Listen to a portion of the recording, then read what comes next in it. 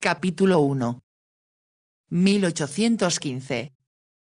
El coche de posta dejó al capitán Conrad Horn en Whitehall frente a las puertas del almirantazgo. Al dirigirse a la entrada por el pórtico de arcos levantó la vista hacia el ancho frontón sostenido por 4 columnas corintias y pensó como tantas otras veces que era un edificio impresionante y muy apropiado. Le dio su nombre al empleado que había a la entrada y notó un destello de admiración en sus ojos. Algo a lo que ya se había acostumbrado desde que su barco llegara a puerto. Aún le parecía oír los gritos y vítores que lo habían recibido. Tigre, tigre Horn, tigre, vociferaba la multitud reunida en el muelle y durante todo su recorrido por Londres continuaron los aplausos y los vivas. Incluso a él mismo, como marino profesional, le parecía increíble haber sobrevivido a un viaje en el que todo estaba en su contra. Sin embargo, había obtenido un éxito superior a todo lo imaginable y sabía que los destrozos causados a los navíos franceses que había encontrado a su paso serían un clavo más para el ataúd de Napoleón. Vio que el empleado volvía, pero antes que pudiera llegar hasta él por una puerta que daba al vestíbulo salió un hombre de uniforme que exclamó al reconocerlo: «Conrad, qué ganas tenía de verte». Se le acercó cojeando tendida la mano que el capitán Horn estrechó con efusividad. «John, ¿cómo estás? Me sentía preocupado por ti y no esperaba encontrarte aquí. Tuve suerte de que me encontraran trabajo en tierra. No hay muchas probabilidades de que vuelva a hacerme a la mar». «Supongo que eso no te agradará», dijo Conrad con tono comprensivo. «Pero veo que por lo menos llevas uniforme. Creí que quedaría inválido para el resto de mi vida, pero el cirujano me sacó adelante, o más bien fue mi mujer, que es mejor médico que cualquiera». «No me extraña», murmuró Conrad Horn haciendo una mueca. Ambos se quedaron en silencio pensando en la incompetencia de los cirujanos de los barcos. Debido a su falta de capacidad, más que médicos parecían carniceros y solían causar más muertes entre la tripulación que el propio enemigo. «Pero hablamos de mí cuando deberíamos hacerlo de ti», dijo el comandante John Haskinson. «Mereces todas mis felicitaciones, Conrad. Tus informes son las historias de aventuras más emocionantes que he leído jamás. Me hubiera gustado tenerte a mi lado». «A mí también», confesó su amigo. «Solo tú podías ser capaz de sembrar semejante terror durante esos ataques nocturnos a lo largo de la costa y ningún otro hubiera logrado eludir de forma tan hábil a un enemigo más numeroso». Ambos rieron, ya que el modo en que el capitán Horn había logrado eludir a 2 de las mayores fragatas enemigas en el Golfo de Vizcaya casi parecía una travesura. Su propia fragata Tigre, aunque pequeña, había causado tantos daños a la flota de Napoleón, ya bastante diezmada en la batalla de Trafalgar, que ahora estaba marcada y la perseguían tanto las embarcaciones francesas como las de sus aliados. El incidente al que John Haskinson se refería había tenido lugar un atardecer, cuando Conrad Horn advirtió que no solo su enemigo era más numeroso, sino que él mismo estaba escaso de municiones. Desplegó las velas durante toda la noche en un intento por escapar. Sin embargo, al día siguiente continuaban tras él y al atardecer ya se encontraban peligrosamente cerca del Tigre. En cuanto oscureció, como último recurso, Horn preparó uno de sus trucos para desconcertar al enemigo. Ordenó que lanzaran al mar una bañera con linternas y dejó que las fragatas enemigas la persiguieran durante toda la noche mientras él, astutamente, daba instrucciones para que su embarcación cambiara de rumbo. Al alba del día siguiente los 2 navíos franceses se encontraron frente a un horizonte desierto. «Cómo me hubiera gustado verles la cara a los franchutes», comentó Haskinson entre risas a las que se unió Conrad Horn. En otras ocasiones el Tigre, como llamaban a Horn, no había tenido necesidad de huir, sino que hundía naves o las apresaban como trofeos. Esto lo convirtió en el héroe de un país que estaba harto de la guerra y que solo deseaba oír hablar de triunfos. Ahora, el empleado del almirantazgo permanecía cerca de él, esperando que le prestara atención. «Su señoría lo recibirá de inmediato, señor», dijo respetuosamente. John Haskinson palmeó el hombro de su amigo y dijo: «Ve a recibir tus felicitaciones. Por el momento eres el favorito de su señoría y no echaré a perder la sorpresa que te tiene destinada diciéndote lo que te espera. Me alegro de haberte visto, John. Cuídate». Al alejarse Conrad no pensaba en sí mismo, sino en lo diferente que había notado a su amigo. Las heridas recibidas en combate lo habían dejado pálido y desencajado. Recordaba poco al alto y arrogante joven que era antes de la batalla de Trafalgar. Suspiró. Siempre resultaba doloroso pensar en el gran número de hombres que morían en los combates navales y en aquellos otros que quedaban lisiados e incapacitados de por vida. El empleado abrió una puerta y anunció: «El capitán Conrad Horn, señoría». Conrad Horn entró en un cómodo y amplio despacho. El primer lord del almirantazgo, vizconde Melville, se puso en pie para saludarlo. «Bienvenido a casa Horn. Reciba mis felicitaciones y las de todo el almirantazgo por su brillante actuación. Le estamos muy agradecidos». «Muchas gracias, señor». El vizconde Melville volvió a tomar asiento ante su escritorio y señaló una silla frente a él. «Tome asiento, capitán», Horn invitó. Conrad se sentó y esperó con cierta aprensión lo que el primer lord tenía que comunicarle. Sabía que sus triunfos darían como resultado que lo pusieran al mando de una nave mayor que la pequeña Tigre. Además se necesitarían por lo menos 2 meses para reparar esta y ponerla en condiciones de hacerse a la mar después de los daños recibidos en la última batalla sostenida. Todo capitán soñaba con el tipo de navío que le gustaría mandar, pero pocos lograban su ambición, y menos aún durante aquella época de luchas contra Francia, cuando la Marina Real utilizaba todas las embarcaciones en condiciones de navegar. La primera fase del vizconde Melville confirmó lo que Conrad ya sabía.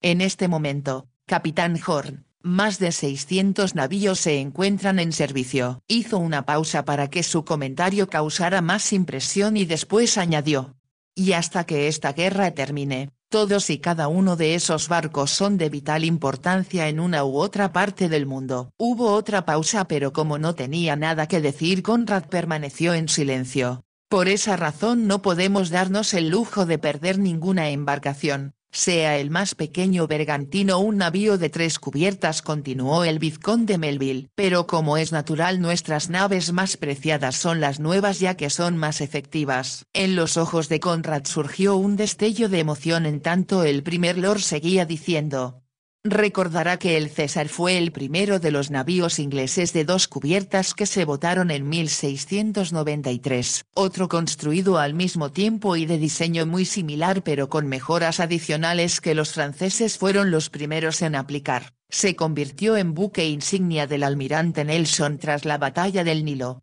«Lo recuerdo, señor. Cuando se capturó al Franklin, una nave francesa de este tipo, junto con su vicealmirante, y se comprobó su notable desenvolvimiento en el mar, decidimos construir 8 barcos similares». Después de otra pausa y con los ojos fijos en el rostro de Conrad Horn, añadió el primer lord con lentitud y énfasis: «Uno de ellos estará listo para zarpar dentro de 2 semanas». «¿Quiere decir, señor?», comenzó a decir Conrad, mas se interrumpió cuando su interlocutor continuó: «Quiero decir, capitán Horn, que su magnífico comportamiento le hace merecedor de comandar ese navío que ha sido bautizado por su majestad con el nombre de Invencible». Conrad miró sorprendido al primer lord. Un barco nuevo de 2 cubiertas, con cañones de los calibres 42 y 24, era mucho más de lo que esperaba. «¿Cómo expresar lo agradecido que estoy, señor?», dijo con una irreprimible nota de entusiasmo en la voz. «Tal vez deba preguntar antes cuál va a ser su misión», repuso el vizconde con una ligera sonrisa. «Supongo que se me ordenará dirigirme al Mediterráneo». «Se equivoca, capitán. Zarpará hacia Antigua». El vizconde observó la sorpresa reflejada en los ojos del joven y añadió: «Tenemos 2 razones para enviarlo allí. La segunda, que le explicaré antes, es que debe poner coto al daño que aún provocan a nuestro comercio naval los barcos privados de Estados Unidos». Como el capitán Horn había estado ausente durante 3 años, esto constituía una novedad para él. Dándose cuenta, el primer lord le explicó: «Supongo que se habrá enterado de que durante la guerra que sostuvimos con los Estados Unidos, estos sufrieron bastante como resultado del bloqueo impuesto por ambos lados. Debo confesar, señor, que no había pensado en lo que eso afectaría a los Estados Unidos. Creo que el bloqueo inglés causó la ruina de muchos comerciantes estadounidenses y si somos honestos capitán, hemos de reconocer que ese país tiene motivos para quejarse del excesivo rigor con que los capitanes de la Marina Real trataron a sus navíos en alta mar. Conrad Horn frunció el entrecejo. ¿De qué forma? La férrea disciplina y las condiciones de servicio en la Marina Real son los principales motivos de que tengamos una constante carencia de marineros, los cuales buscan mejores condiciones y también librarse de las patrullas de reclutamiento por medio de feroces ataques a los barcos estadounidenses. Conrad Horn apretó los labios. Siempre había detestado la crueldad de las patrullas de reclutamiento, que obligaban a los hombres a enrolarse en la marina, muchas veces sin permitirles siquiera despedirse de sus familiares. También sabía que, en muchos barcos, aunque no era en el suyo, las condiciones eran desastrosas y los castigos brutales. Temo que el resentimiento entre nuestro país y los Estados Unidos se ha incrementado aún más durante la guerra con Francia. Por otra parte, como al principio creíamos es poco probable que los Estados Unidos, con una flota compuesta solo de 7 fragatas y una docena de balandras se lanzara a la guerra, no nos paramos a considerar el peligro que significaría que lo hiciese.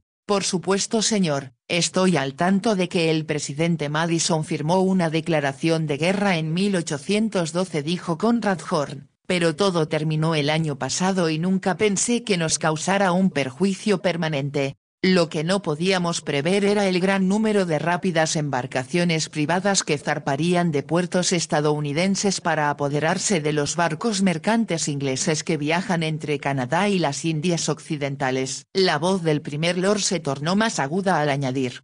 Incluso navegan por el Atlántico y operan cerca de las costas inglesas e irlandesas. Lo hacen hasta en un punto tan alejado como el Cabo Norte para acosar el tráfico hacia Arcángel. Deben de tener naves muy rápidas. Las tienen. Sus fragatas son mejores y más rápidas que las nuestras, y los tripulantes están muy bien entrenados. No tenía ni idea de eso señor. Durante los últimos 3 años los ataques de los navíos privados en las costas de Escocia e Irlanda produjeron tal temor en Lloyd que actualmente es difícil conseguir pólizas de seguro, excepto con primas muy altas. Casi no puedo creerlo. Pronto lo comprobará cuando navegue por esas aguas. Los armadores estadounidenses han construido navíos de tal categoría que superan a todos los que tenemos en la Marina Real y también a los rápidos barcos correo de las Indias Occidentales. Hizo una pausa antes de añadir. La comida es esencial para las islas. Por ese motivo Capitán Horn resulta imprescindible que el Invencible proteja nuestras rutas comerciales y elimine la amenaza de esos piratas que no tienen en cuenta para nada la paz que existe actualmente entre los Estados Unidos e Inglaterra. Solo puedo decirle señor que me esforzaré al máximo en conseguirlo. El capitán hablaba con voz tranquila, pero el corazón le daba saltos de alegría ante la idea de comandar un barco nuevo y de tal capacidad. Se preguntaba si la entrevista ya habría terminado cuando el primer lord agregó. Le he dicho capitán que existían 2 razones para su viaje a Antigua y aún no he mencionado la primera. No señor. Viajará directamente a Antigua porque a bordo llevará a la prometida del gobernador. Se produjo un pesado silencio. Al fin Conrad, con tono de incredulidad, preguntó. ¿Una mujer? ¿Quiere decir señor que llevaré como pasajera a una mujer? Así es. Y por cierto creo que es pariente suya Capitán Horn. Se trata de Lady Delora Horn, cuyo matrimonio con Lord Gramel ha sido concertado por su hermano, el conde de Skautorn, quien actualmente se encuentra en Antigua. Si el primer lord le hubiese disparado un balazo, Conrad no se habría asombrado tanto. En primer lugar se oponía, como todos los buenos capitanes en tiempos de guerra, a permitir que una mujer pusiera un pie en su barco. Además aquella mujer llevaba su mismo apellido, pertenecía a su familia, por la cual no solo sentía desprecio sino incluso odio. El abuelo de Conrad había sido el hermano menor del tercer conde de Skautorn. Los 2 hermanos discutieron y a partir de entonces se inició una rencilla familiar que dividió a los Horn en 2 bandos. El cuarto conde continuó el pleito con su primo hermano, el padre de Conrad, y desde aquella época las relaciones entre ambas ramas se habían roto por completo, aunque cada una de ellas estaba siempre al corriente de lo que hacía la otra. Conrad por su parte se hallaba siempre tan ocupado en el mar desde que inició su carrera que no se interesaba por rencillas familiares ni murmuraciones ociosas. Sin embargo, había conocido al actual quinto conde durante una estancia en Londres y lo tenía por el tipo exacto de hombre que le disgustaba. Desde muy joven, su primo Denzil se había convertido en un libertino, lo que provocaba el desprecio y la crítica de la gente respetable. Heredó el título y una gran fortuna cuando solo tenía 22 años. Nunca más le había interesado cuidar su inmensa propiedad de Kent, excepto cuando deseaba ofrecer fiestas escandalosas. Pasaba todo su tiempo en Londres llevando una vida de crápula. Su nombre era sinónimo de escándalo y violencia en los clubes que frecuentaba. Los caricaturistas encontraban en él un buen motivo para sus sátiras. Además se decía que ninguna mujer que tuviese relaciones con él salía bien parada. Como aquel lazo familiar le avergonzaba, Conrad se atrevió a preguntar: ¿no existe ninguna posibilidad de que Lady Delora viaje en otro barco? Como no puedo disponer de otro de 2 cubiertas, y los únicos de 3 que tenemos navegan por el Mediterráneo, no se me ocurre otra forma de que la dama llegue a salvo a su destino. ¿Y dice señor que se casará con el gobernador Lord Gramel? En efecto, si es quien yo pienso, se trata de un hombre ya mayor. No se equivoca Horn. Lord Gramel debe de tener cerca de 60 años. Conrad tenía el entrecejo fruncido. Si su primo Denzil tenía mala reputación, Lord Gramel no le iba a la saga. Como consecuencia de lo que sabía por diferentes fuentes, siempre lo había considerado uno de los hombres más desagradables y pendencieros que había conocido en su vida. Le parecía increíble que volviera a casarse a su edad, y además con una mujer que debía ser mucho más joven que él. Pero enseguida pensó que no debía importarle lo que les sucediera a sus primos. Si Lady Delora se parecía a su hermano, lo que era muy probable, haría buena pareja con el gobernador. Con voz grave dijo: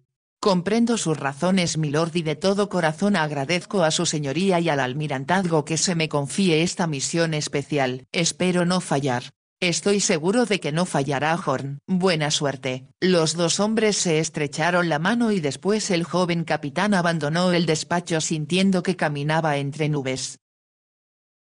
Aquella noche, después de recibir órdenes e instrucciones detalladas de varios departamentos del almirantazgo y ultimar preparativos para dirigirse a Portsmouth a la mañana siguiente, Conrad pudo al fin estrechar entre sus brazos a Nadine Blake. Al besar sus labios rojos comprendió que era lo que había deseado durante largo tiempo. Oh querido Conrad, pensé que nunca volvería a verte. Solo cuando dejó de besarla de forma tan apasionada que ambos quedaron como embriagados, ella logró balbucir: te amo. No hay nadie como tú y te he echado muchísimo de menos. Te juro que he pensado en ti durante todo el tiempo que estuviste ausente. Conrad sonrió con cierto escepticismo, pero no perdió tiempo en hablar. Con Nadine en brazos se dirigió al lujoso dormitorio que, con la puerta abierta, parecía esperarles. Pasaron cerca de 2 horas antes que pudieran charlar. Reclinado en la suavidad de las almohadas cubiertas de encaje y con la cabellera oscura de Nadine sobre su hombro, Conrad preguntó: ¿te has portado mal como de costumbre? Si lo hice por culpa tuya. Me dejaste sola demasiado tiempo. Pero te juro Conrad que no existe ningún amante como tú. Si hubieras permanecido a mi lado ni siquiera habría mirado a otro hombre. Eso es solo una fantasía que a los 2 nos agrada creer. Por eso tal vez esté bien que deba irme mañana. Nadine exclamó. Mañana. No puede ser verdad. Después de 2 años el almirantazgo debería concederte un descanso. En cambio me han dado un barco nuevo que se llama Invencible. Nadine lanzó un grito de contento. Oh Conrad, me alegro. Sé que nada te hubiera gustado más. Pero, ¿y yo? ¿Qué ocurre contigo? Me han dicho que tienes una legión de admiradores. ¿Quién te lo dijo? Conrad sonrió. Querida, eres demasiado hermosa y célebre como para que no se hable de ti. ¿Estás celoso? ¿Importaría si lo estuviera? Te deseo más que a ningún otro hombre. ¿Eso no significa nada para ti? Significa todo lo que tú quieras que signifique. Si me quedara aquí, Admito que me comportaría de forma agresiva con cualquiera a quien le concedieses tus favores, así que debo agradecer al almirantazgo que me mande lejos tan rápido. ¿Cuándo zarpas? Dentro de 14 días. Muy bien. Pasaré contigo la mitad de ese tiempo. Luego estarás demasiado ocupado para pensar en nada que no sea tu barco. Creo que sería un error. Comenzó a decir Conrad, pero Nadine le rodeó el cuello con los brazos y lo silenció con sus labios. Pensaba que ella tenía razón. Después de 2 años en el mar merecía unas vacaciones, en especial el tipo de vacaciones que solo Nadine podría brindarle. Años atrás, cuando el marido de Nadine murió en combate, fue Conrad el encargado de ir a visitarla para darle el pésame en nombre del almirantazgo. Tan pronto como vio a Nadine Blake, Conrad pensó que era la mujer más atractiva que había conocido en su vida. Tenía el cabello negro y los ojos verdes con chispitas doradas,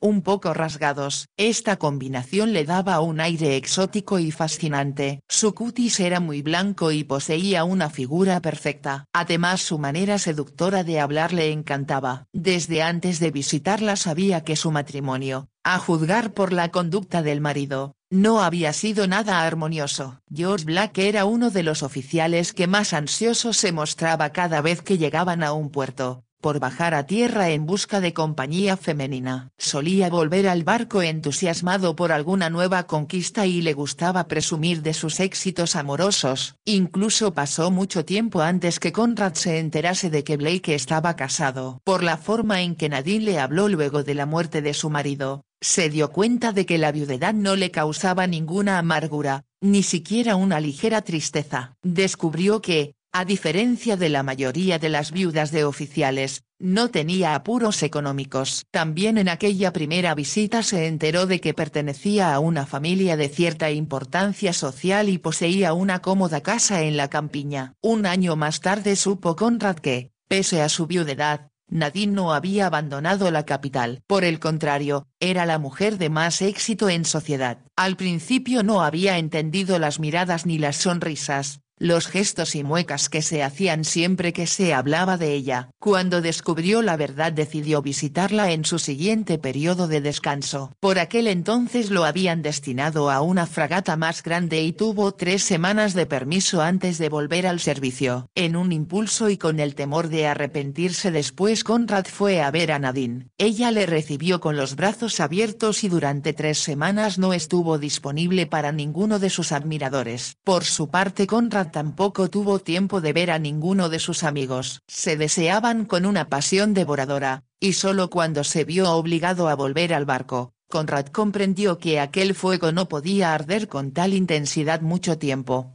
¿Por qué tienes que dejarme? ¿Por qué debes irte cuando somos tan felices juntos?, se lamentaba Nadine. Pero él sabía que pese a sus protestas porque la dejaba, pronto volvería a brillar en sociedad como antes de su llegada y había muchos hombres que esperaban ocupar su puesto en cuanto él lo dejara libre. Sin embargo, durante los largos y difíciles años que sucedieron había sido un consuelo saber que cuando volviera, si es que tenía la fortuna de hacerlo, Nadine estaría esperándole. Conrad era consciente de que entre ellos existía algo que no era amor, sino un magnetismo que los empujaba al uno hacia el otro sin que pudieran resistirse. La había vuelto a ver solo durante 3 días antes de tomar el mando de la fragata Tigre y ahora, después de pasar con ella la noche, estaba convencido de que la atracción que sentían era tan violenta como 5 años atrás. Creo que ahora estás más hermosa que cuando te conocí. ¿Lo dices en serio? A veces creo que envejezco demasiado a prisa. ¿A los 25 años? Tal vez tenga unos pocos más. No deberías vivir con tanta intensidad. De ese modo te conservarías mucho más. ¿Cómo podemos ser ninguno de nosotros cautelosos y precavidos?, replicó Nadine. Ambos somos aventureros e impulsivos y yo al menos nunca lo lamentaré. Lo que decía era cierto, pensó Conrad. También él tomaba la vida como una aventura salvaje y si moría al día siguiente nadie podría decir que había desperdiciado ninguna de las oportunidades que se le presentaron. Tal vez debieras ser sensata y casarte ahora que hay tantos hombres dispuestos a poner el corazón y un título a tus pies. Nadine sonrió. El corazón es posible, pero se vuelven todos muy tacaños cuando se trata de ofrecerme su nombre. Además hace tiempo decidí que el matrimonio no es para mí. Debería serlo. Una mujer necesita que un hombre la cuide. ¿Y un hombre una esposa? Al darse cuenta de que Conrad se estremecía, Nadine rió. Sé que odiarías la vida doméstica y verte atado a una sola mujer. Sin embargo he estado atado a ti durante los últimos 5 años. ¿Es verdad? Lo es, aunque debo reconocer que no merezco alabanza por ser tan constante. En realidad, las oportunidades de conocer mujeres que me atrajeran han sido pocas y espaciadas. Nadine lo sabía. Conrad era demasiado exigente como para pensar ni por un momento en mezclarse con el tipo de mujeres cuyos favores podían comprarse en cualquier puerto. Eres tan atractivo mi querido Conrad, pero algún día desearás un hijo. ¿Qué hombre no lo desea? Que herede tu apellido. Entonces te casarás con alguna jovencita sencilla, respetable y candorosa. En cambio yo. Se encogió de hombros y concluyó.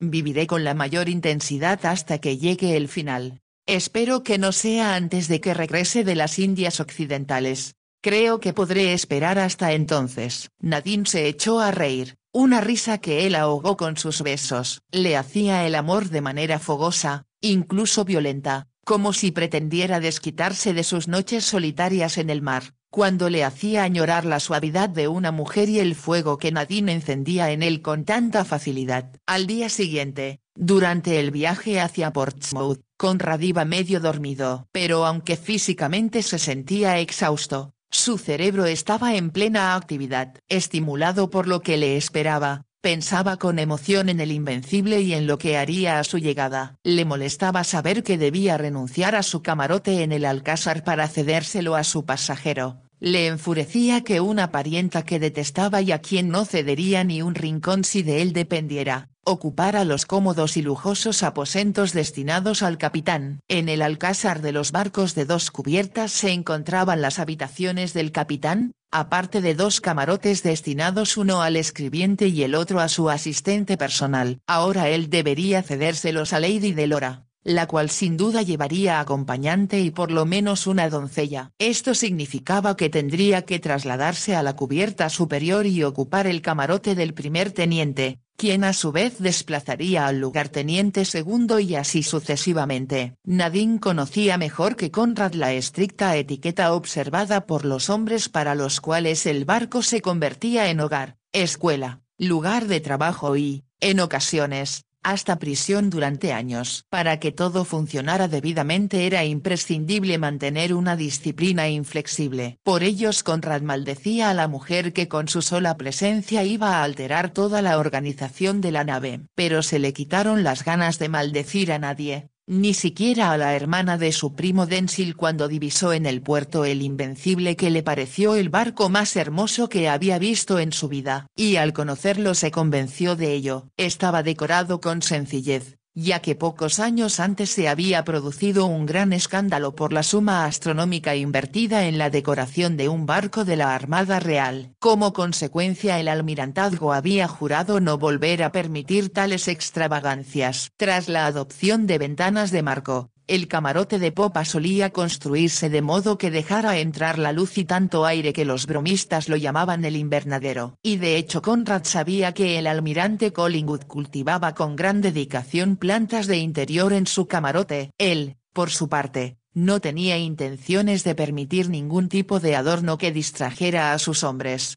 pero no habría sido humano si no se hubiera percatado de que su barco, nuevo de popa a proa, era muy hermoso en el sentido que para los hombres de mar tiene esta palabra. Los oficiales aún no habían subido a bordo con excepción de unos pocos que se ocupaban de recibir a los tripulantes que se habían ofrecido voluntarios para enrolarse en el nuevo navío, así como a los provenientes de otros barcos que se encontraban en reparación. Solo cuando hubo inspeccionado hasta el más mínimo detalle del Invencible, encontrándolo todo a su gusto, Conrad recordó que Nadine ya debía de hallarse en el mejor hotel de Portsmouth. Estaba tan entusiasmado con su barco que casi lamentó haber permitido que lo convenciera para acompañarlo una semana por lo menos. No obstante, si era sincero, tenía que reconocer que allí él tenía poco que hacer aparte de interesarse por algunos detalles menores que, en realidad, No formaban parte de su trabajo sino que correspondían a los oficiales a su mando. Por lo tanto se dirigió al hotel. Tal como esperaba, Nadine ya se había instalado a sus anchas. En cuanto le vio aparecer en la salita de estar, ella corrió a sus brazos, y Conrad la besó como quien de pronto encuentra agua en medio del desierto.